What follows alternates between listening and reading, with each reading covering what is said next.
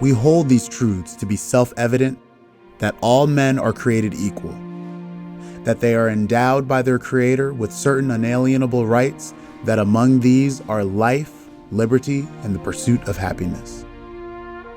That to secure these rights, governments are instituted among men, deriving their just powers from the consent of the governed.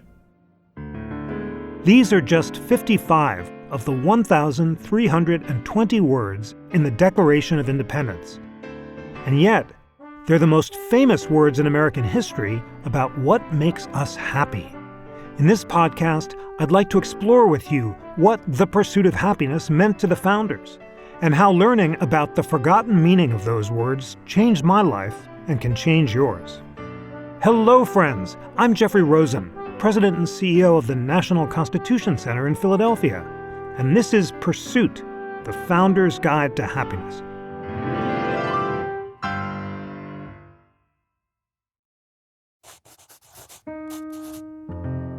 In his early 20s, Benjamin Franklin recalled in his autobiography, he conceived the bold and arduous project of arriving at moral perfection. Franklin had been reading classical Greek and Roman philosophers like Pythagoras, Plutarch, and Cicero, and scanning popular magazines for advice to print in the Pennsylvania Gazette. Based on his reading, he decided that the secret of self-improvement was self-examination. He devised a kind of spiritual accounting system, drafting a list of 13 virtues. Temperance, silence, order, resolution, frugality, industry, sincerity, justice, moderation, cleanliness, tranquility. And he saved the ones he found most challenging for last. Chastity and humility. He chose as a motto for his project these lines from one of the most widely read books of Stoic self-help philosophy, Cicero's Tusculan Disputations, written in 45 BC. O philosophy, guide of life, O searcher out of virtue and exterminator of vice, one day spent well and in accordance with thy precepts is worth an immortality of sin. Each day, he ran through a checklist of whether or not he lived up to a virtue, placing a black mark next to ones where he'd fallen short. Daunted by all the black marks, he eventually abandoned the project, but he felt he was a better person for having tried. In truth, I found myself incorrigible with respect to order, and now I am grown old, and my memory bad. I feel very sensibly the want of it. But on the whole, though I never arrived at the perfection I had been so ambitious of obtaining, but fell far short of it, yet I was, by the endeavor, a better and a happier man than I otherwise should have been if I had not attempted it. I knew about Franklin's list, but only recently discovered that Thomas Jefferson had made a similar list of 12 virtues for the pursuit of happiness. I also discovered an amazing reading list that Jefferson shared with anyone who asked him how to be an educated person. I was inspired by the scope of Jefferson's recommendations, which include moral philosophy, ancient history, astronomy, literature, and more. And I was also inspired by his rigorous daily reading schedule. For a year, I got up before sunrise, read the books of moral philosophy on Jefferson's list, and at the end of the year, I had a much clearer idea of what Jefferson meant when he used those famous words in the Declaration of Independence about the pursuit of happiness. To share what I learned, I wrote a book, The Pursuit of Happiness: How Classical Writers on Virtue Inspired the Lives of the Founders and Defined America. Following the chapters of my book, each episode of this podcast will focus on one of the founders and one of the virtues they pursued. I'm so excited to interview America's leading historians of the founding era for insights about the lives of the founders and what they can teach us about how to be good people. In each episode, I'll also be joined by my friend Ken Burns, the great historian and filmmaker, who will share his own daily efforts at self-improvement and self-reflection. His new film on the American Revolution will air in November, and he released a magnificent documentary about Benjamin Franklin's life in 2022. Well, I think Franklin's such an interesting character. You can either put him in a pure philosophical basket. You can not put him in a spiritual one, although obviously all of these virtues overlap with that. He's a popular writer. He's got Poor Richard's Almanac. He's dealing with that, and yet he understands that the possibility there in Philadelphia now is of self-improvement, not just for Benjamin Franklin, but I think Americans have been unwilling to really delve into deeply what the meaning of the pursuit of happiness might be, because it is often convenient to see this in purely mechanical or material bodily terms, that the pursuit of happiness might be the acquisition of objects in a marketplace of things, and not as the founders, I now know, meant it, which is lifelong learning in the pursuit of happiness.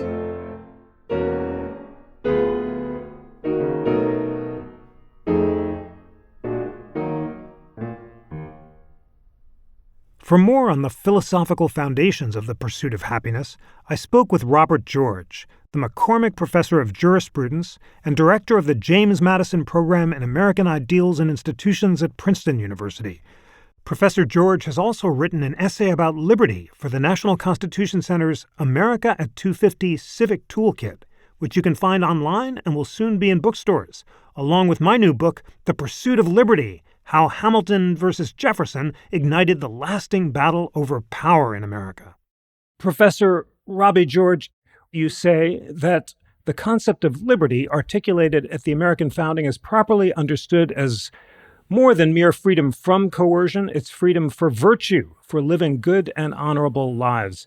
By happiness, you say they meant felicity, all-round well-being, integral fulfillment, human flourishing. Well, our founders were realists about human nature. They knew a thing or two about the good parts of human nature and also the worrying and bad parts of human nature. And so they put into place in our Constitution a system of structural constraints on power, knowing that no one, given the nature of human beings, could be trusted with unchecked and unaccountable power. But those structural constraints on power, they understood to be only auxiliary precautions. Auxiliary here means secondary protections against the forces that would undo Republican government and ordered liberty. The primary protections are in the character of the people. John Adams, for example, said that our Constitution is made only for a moral and religious people and simply will not serve very well any other type of people. Now, why would he say such a thing?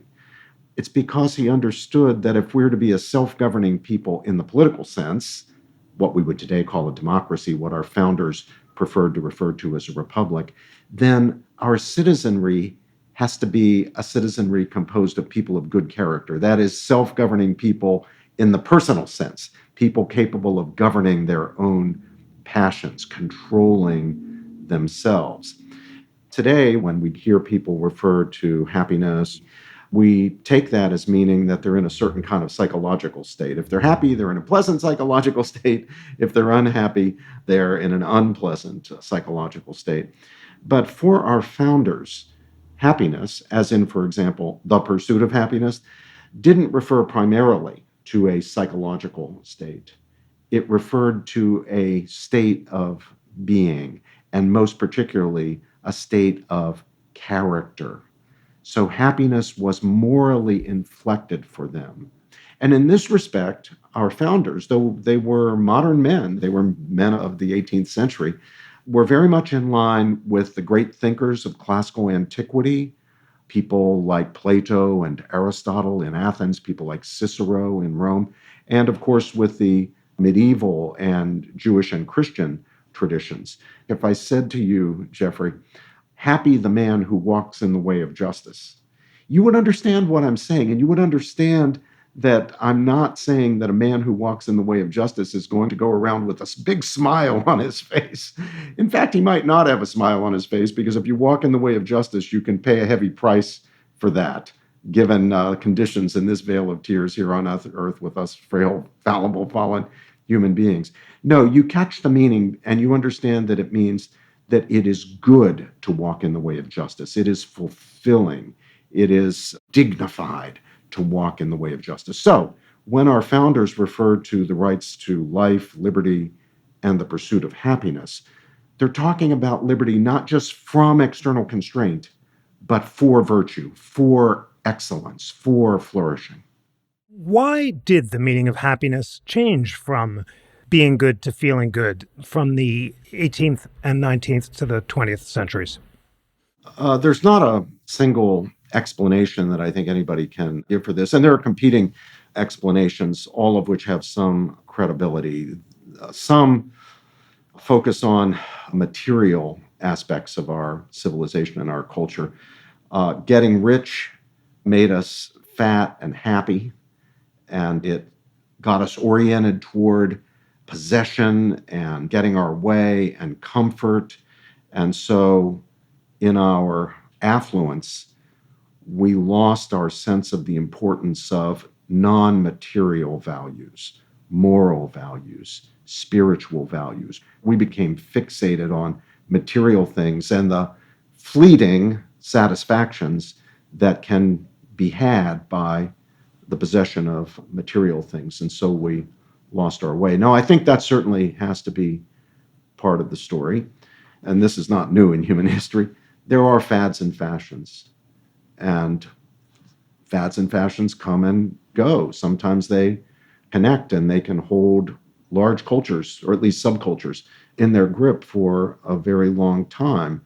Now, when you hear a word like liberty today, you hear a word like freedom, you're likely to hear it as it's filtered through the ideology of expressive individualism.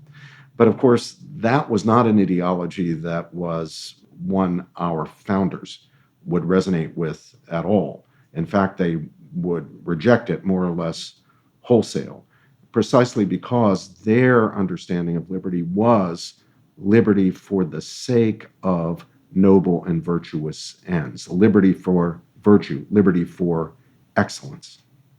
Let's talk about the different understandings of the founders and virtue. You teach at Princeton, you lead the Witherspoon Institute, and James Madison was educated by Witherspoon in moral philosophy and believed that personal self-government was necessary for political self-government. Well, Witherspoon was a Scottish Presbyterian minister, came to serve as a minister of the gospel as part of the Presbyterian Church here in the United States. He became a teacher at Princeton University in the early years, and he went on to become president of the university and was a very important president, an academic reformer and an academic leader. He was the only clergyman to sign the Declaration of Independence. If you look at the list there of the signers, you'll find people, farmers and people, lawyers, people from different professions. You find just one clergyman, and it's John Witherspoon. Witherspoon was not at the Constitutional Convention, but he played a very important role in the ratification of the Constitution because he supported it very strongly in New Jersey. And getting New Jersey's ratification was really, really crucial to the whole thing working. So he played a role even there. Now, what do we know about Presbyterian Christianity? It's got great debts to John Calvin, to Calvinism. And if there's one thing that Calvinists are certain about and strong about, it's the fallenness of human beings. It's the wretchedness of human nature. The political implications for a figure like Witherspoon is that we cannot be trusted with power. Hence the need for what we've come to call, after Witherspoon's great student, James Madison, the Madisonian structural constraints built into our Constitution, our system of checks and balances, a system that divides power between a national government of delegated and enumerated powers and states as governments of general jurisdiction, exercising what we call police powers, the powers to protect public health, safety, and morals, and to advance and uphold the overall common good. Now, this same Madison also understood that structural constraints by themselves would be insufficient. If we are to be self-governing people, that is, if we're to be citizens of a republic, then we need to be citizens who are capable of self-control, of self-mastery, of holding in check, at least to some extent, those powerful evil impulses in our nature. And that requires education. So Madison famously said, only a well-instructed people can be permanently a free people. That is, only a well-educated people can only be a people fit for self-government. They needed to be educated in their character, capable of distinguishing good from bad, right from wrong, just for unjust. You're probably hearing when I'm saying these words echoes of, well, this is what Martin Luther King taught. Well, exactly right. Martin Luther King, if you look at his letter from Birmingham jail, for example, is very much in the tradition of the American founders. In fact, King's whole appeal is to the nation's founding principles about justice and virtue and moral goodness and allegiance to our Declaration of Independence and its principles and our basic constitutional norms and structures. Let's conclude with a few final words about why it's so important to engage in learning about the principles of the American idea and the founding so that they can achieve self-mastery and keep the republic. Well, let me address that by talking about the importance of maintaining this experiment. The founders themselves understood their project to be an experiment precisely because all past attempts, all previous attempts to establish and maintain Republican government had failed. And when they failed so often, they collapsed into the worst forms of tyranny. It's for each generation to keep the experiment going. There will never be a point when we can say mission accomplished. We now have a genuine republic for perpetuity, and nobody has to worry about that anymore. This republic could still collapse if we lack virtue and if we lack a sound understanding of our own civic order, of our own constitutional principles and structures. And that means we have to be attentive to them constantly throughout our whole lives. If you live to be 110 years old, it's still good to be educating yourself about our civic order. That's a process that should never stop. When we come back, Ken Burns and I will share our daily practices for self-improvement.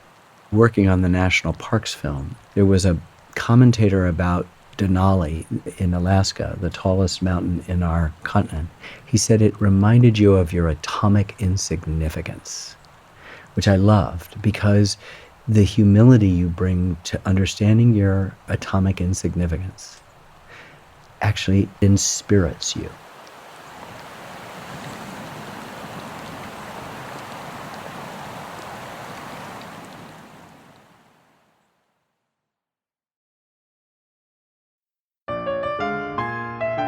This is Pursuit, the Founder's Guide to Happiness. I'm Jeffrey Rosen, President and CEO of the National Constitution Center.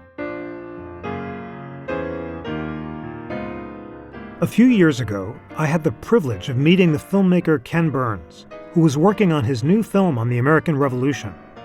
We bonded over a shared love of American history and a mutual interest in the founders' understanding of the pursuit of happiness as a quest for lifelong learning. I was so inspired when Ken shared with me his daily practice of self-reflection in the tradition of Benjamin Franklin.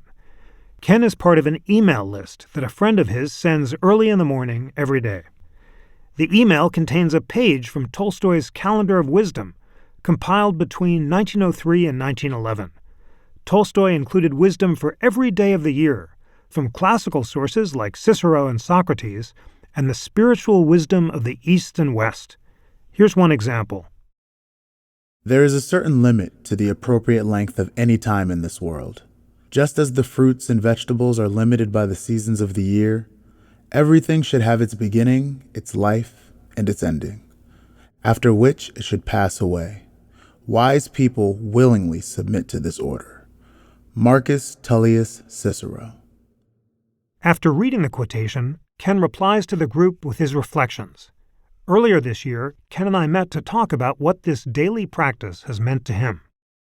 It's one of the centers of my life. It's intensely intimate and personal, and yet it actually helps coalesce my own intentions for the day, but also my intentions as a human being. Because I think so much of us, particularly with media and the things in our phones in our hands, get disconnected from the world. And there's a interesting intersection between spiritualism, philosophy, political theory, practical advice, so that you can have things from Benjamin Franklin to Confucius, and from the Talmud to the Quran, and to literature, and just wisdom that Tolstoy had collected. And as someone who has spent my entire life trying to figure out the United States, it's been a wonderful gift, because quite often the people who are cited are those classical scholars that informed the creation of the United States. Often there are quotes from those we consider our founders, or those who are the inheritors of that founding. One thinks particularly of Ralph Waldo Emerson and Henry David Thoreau as people who sort of took the democratic energy of the creation of the United States and created an American religion, a transcendentalism, and that said that you could worship God more easily in nature than you could in cathedrals built by man. There was no intermediary of dogma. There was no intermediary of whatever had been corrupted, but there was something very direct and wonderful. And it also fits with what I've learned, and mostly from you, about the deism that many of the founders believed, not in a God that was paying attention to everything you did, as most of our religious denominations sort of feel, but one that's disinterested and does not choose among faiths. And so it's then the obligation of the human being to move to a more perfect state.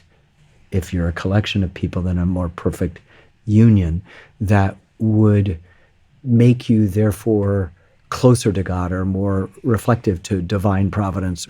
There's almost as if it's a ray of creation, and it's our job to sort of move up that stairway, move up the octave, the music of it, and to be virtuous. And this is now resonating with everything I am beginning to learn and continue to learn about the creation of the United States. And so somehow Tolstoy, a Russian, this great master of literature who really finds in his last days a spiritual purpose, collects this wisdom that has a kind of universality to it, and a modernness, and a kind of urgency, and in the end, a kind of beauty that moves you forwards, even in the most difficult of times.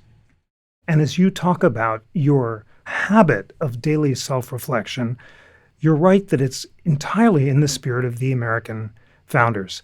I was led to this practice through Ben Franklin. And of course, his version of it was the 13 virtues, where he made a list of the virtues and decided every day to put an X mark next to the virtue he fell short of. I tried that with a friend a few years ago. I have to share, I was going through a tough time in my life when I did it, and there were a lot of X marks every day. Yes. So like Franklin, we found it depressing and we gave it up, although it was useful to take that moment of self-reflection. But the takeaway for me was just to get back into the habit of daily reading. Yes. Because I'd spent a year reading the classical sources who inspired the founders, I realized that I'd lost the habit of reading every morning for stuff that wasn't related to deadlines or work. So now my rule is that when I wake up, I have to read books before I'm allowed to browse or surf. Order. Let all your things have their places. Let each part of your business have its time. This practice has transformed my life, and I've become an evangelist for deep daily reading. In addition, I've been setting aside time in the morning for creative work, including writing songs. For me, beautiful melodies or catchy tunes are the definition of joy, and my goal was to capture each of the classical virtues in a memorable way. Last year, after I gave a lecture on the pursuit of happiness at Dickinson College, I heard a superb recital of African American art songs performed by the baritone James Martin and accompanied by the pianist Jennifer Blythe, both of whom are music professors at Dickinson. After the recital, I told Jen that I'd written 2 song cycles about the pursuit of happiness. She introduced me to Greg Stroman, who brilliantly arranged my music and lyrics, and James, who agreed to record them for this podcast. The first song is called The Golden Mean, and I wrote it so I could remember the chart at the end of Aristotle's Nicomachean Ethics.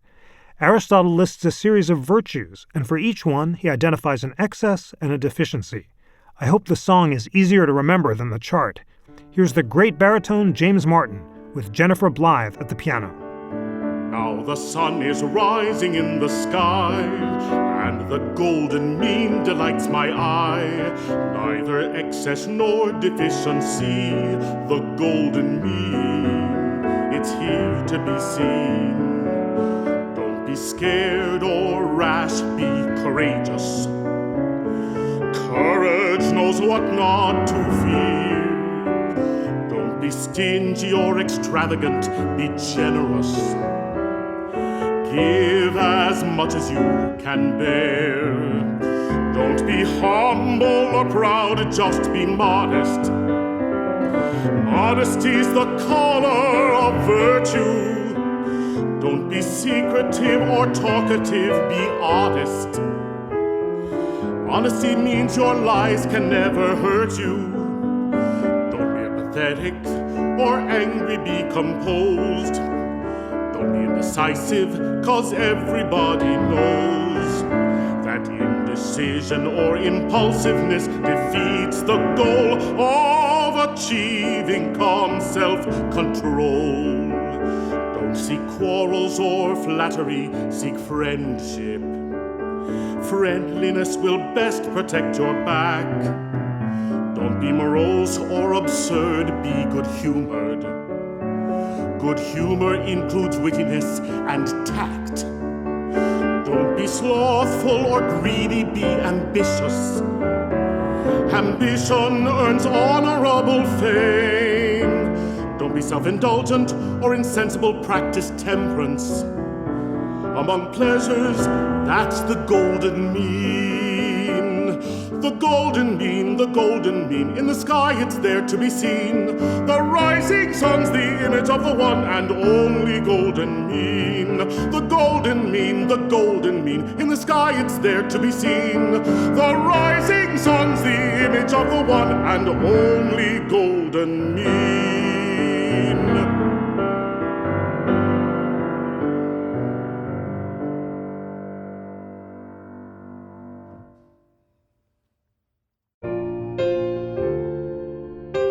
Thanks for listening, friends. I'm thrilled that my new book is out in October 2025. It's called The Pursuit of Liberty: How Hamilton versus Jefferson Ignited the Lasting Battle Over Power in America. Please order online or check it out at a bookstore near you.